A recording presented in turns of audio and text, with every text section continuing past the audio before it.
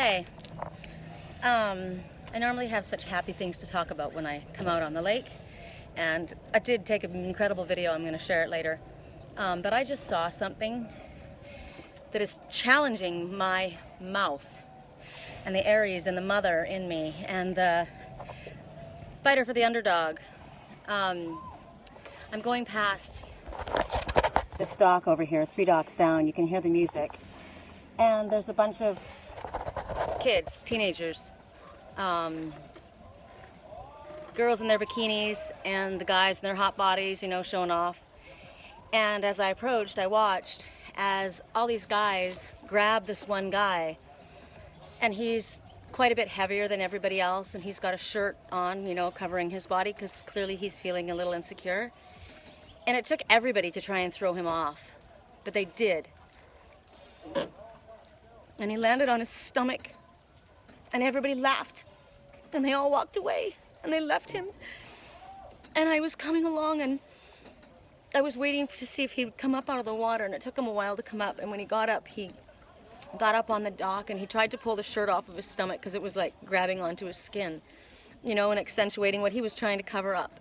I know how he feels. And they're all laughing, and they're looking back, and the girls are covering their mouths, and I'm thinking, you pieces of shit.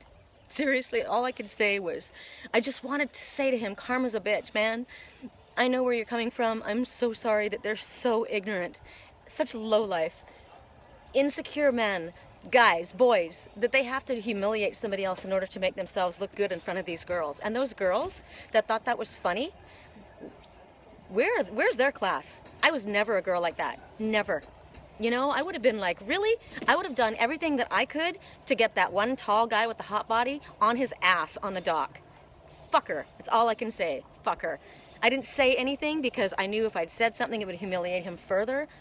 But he looked at me, and I had my sunglasses off. I've got them on because I was crying. But I just looked at him, and I just sent him, you know, it's okay, babe. Karma. You know, it's going to come back around one day. And it's going to come when it's really not fun for them. And you're going to go past this, and even though this is abuse and this is horrible, it's going to make you strong. And you're not going to be allowing yourself to be bullied or pushed around by people who think it's funny to take advantage of people in a position where they think that they can take your dignity from you, because all it does is make them look like very small, insignificant, ridiculous little boys. And he had to, you know, he stood there, and he kind of leaned down, and he was, you know how when you're on a football field and you see the guys, or you've done a run and they lean forward and they got their hands on their knees and he's just trying to catch his breath, and he was just trying to like compose himself. I probably had tears in his eyes, and he has to walk up and hang out now with those guys for the rest of the night, you know. And I feel like going over there and giving him a hug. I'm so pissed off. I'm so pissed off. I don't understand people like that. Bullies, you know, who push people around, who make fun of other people. They're so insecure. They're such low vibrating people. I'm sorry that I'm having to say something negative, but you know, any of you kids or any parents that have kids, show them this video, please. You know, and if you were ever in a position where somebody else is being taken advantage of, stand up for them, you know? I've done this before. It was horrible. My brother was one of those people. He was in school. He was kind of, you know, he was incredibly intelligent, knew how to play the guitar like a demon.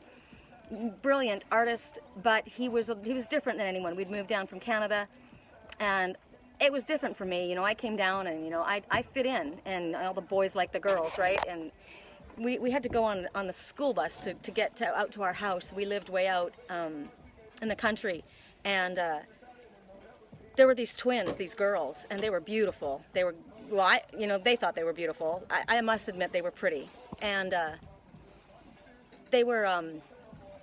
I can't remember what they did, but my brother had a crush on one of them. And this one girl, we were standing at the bus stop, and this one girl, Scott Cienega, if you're watching this, you might remember this story.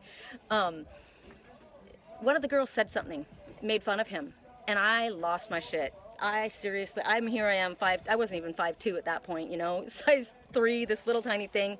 I looked probably like a little boy with long hair because I was young still, and I don't know if at that point I was still wearing horses on my shirt. I have no idea, but I didn't care.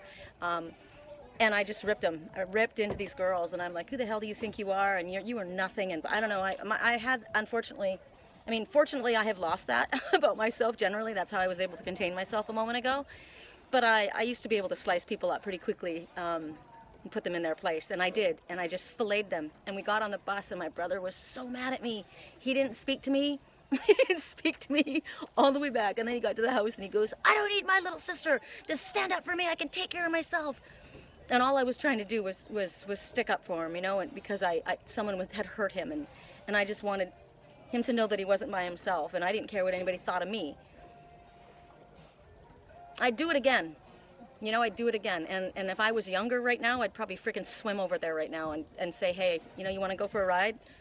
I would take that kid, and I'd be like, come on, let's go, you and me. And the hot guy with the hot body, he's talking to these little girls, pimple-faced little girls with little tubby tummies. He'd be like, yeah, can I come? And I'd be like, nope, peace out. You're an idiot. Thanks for letting me rant and rave. Anybody who's talking to me? I can't see what you're saying. Sorry, I can never read what you're saying. Leanne, Christina.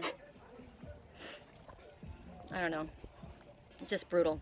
Anyway, look forward to a happy video, because I videotaped something super cool, and it was too long to upload, and I was doing it just like I was going to take a picture, and then it turned into this big long thing, so I had to upload it to to YouTube, but I'm going to share it. It's amazing. It's amazing, because this lake generally is very, very happy, and I came out here to release my negative energy, not to see that. But apparently this needed to be said, because somebody's going to be watching this that's going to have a memory. There's all kinds of stuff happening right now, stuff coming up, you know, and people are dealing with childhood memories and things that made them feel insecure, and they're working through their issues. And I know people like that. You know, the nerds in school, the ones that everybody made fun of, and they're the ones that are the CEOs of the big companies. And these jocks, these guys who thought they were all that with their hot bodies, they're digging ditches somewhere, or they're on the unemployment line. So karma comes back. It truly does. It's a real deal. All right, peace, love, and light, guys. Have a great night. I don't even know what day is this. Is this Thursday or Friday? I want to go see Moana. Apparently that's supposed to be, Spirit's been telling me to go see Moana. Oh, there it is. Look, Mr. Mallard. He is constantly with me. He is my shadow. He is constantly with me. I love him. See, that made me happy. All right. Bye, guys.